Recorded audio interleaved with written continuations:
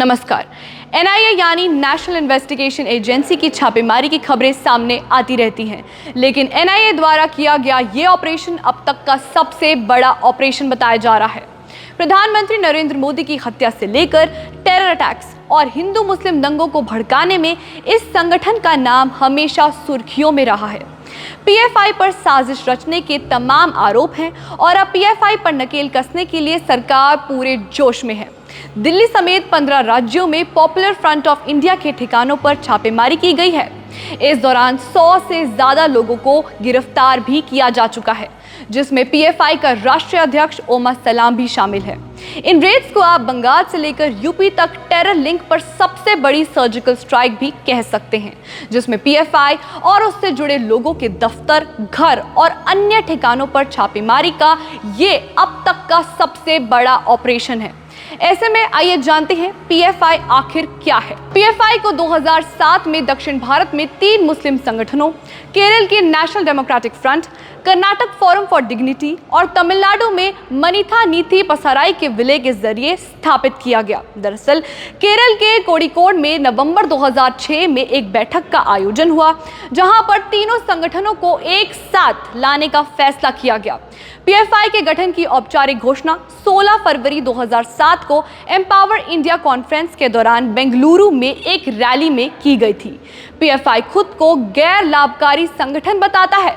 दरअसल PFI students Islamic movement of India यानी सिमी के बैन हो जाने के बाद से एक्शन में आया और खुद को एक ऐसे संगठन के रूप में पेश किया जो अल्पसंख्यकों, दलितों और मार्जिनलाइज्ड कम्युनिटीज के अधिकारों के लिए लड़ता है।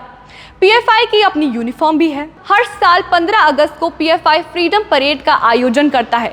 2013 में केरल सरकार ने इस परेड पर रोक लगा दी थी, वो इसलिए क्योंकि पीएफआई की यूनिफॉर्म में पुलिस की वर्दी की तरह ही सितारे और एम्बलम लगे हैं।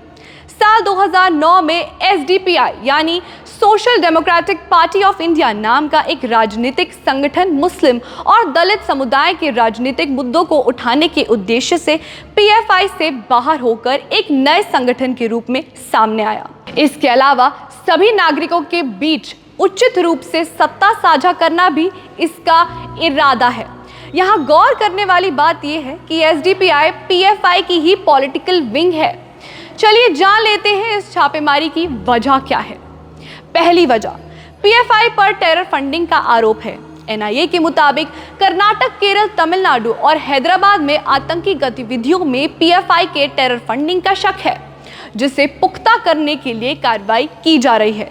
दूसरी वजह, पीएफआई पर ट्रेनिंग कैंप चलाने का भी आरोप लगा है।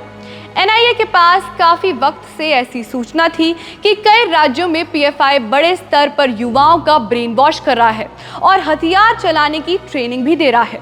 साथ ही अगली वजह है पीएफआई की भारत विरोधी प्लानिंग का खुलासा। दरअसल जुलाई में बिहार के फुलवारी शरीफ में पीएफआई सदस्यों के पास से 7 पेज का दस्तावेज मिला था। इसमें अगले 25 साल में भारत को मुस्लिम राष्ट्र बनाने की प्लानिंग थी। आपको बता दें, कर्नाटक के उडुपी में हिजाब को लेकर हुए विवाद और हिंसा में पीएफआई की भूमिका की जांच हुई। सरकार ने सुप्रीम कोर्ट में कहा, पीएफआई की साजिश की वजह से कर्नाटक में हिजाब पर विवाद पैदा हुआ था। यानी पीएफआई के खिलाफ इस मेगा ऑपरेशन के ये अहम कारण है, जिसकी तैयारी बहुत दिनों से चल रही थी और इसे एग्जीक्यूट अब किया गया। केंद्र सरकार देश विरोधी साजिशें रचने वालों पर रोक लगाने के लिए हमेशा सख्त रहती है। वो हमें इन रेड्स के माध्यम से दिख भी रहा है। इस छापेमारी में ये पता चल जाएगा कि पीएफआई की फंडिंग के सोर्सेज क्या-क्या हैं। और आपको बता दें, एनआईए की कार्रवाई के मुताबिक पीएफआई मुस्लिम युवाओं को आईएसआईएस में भर्ती कर रहा है और साथ ही विदेश से फंड्स जुटा रहा है। सूत्रों के मुताबिक रेड के दौरान कई अहम दस्तावेज जब्त भी किए गए।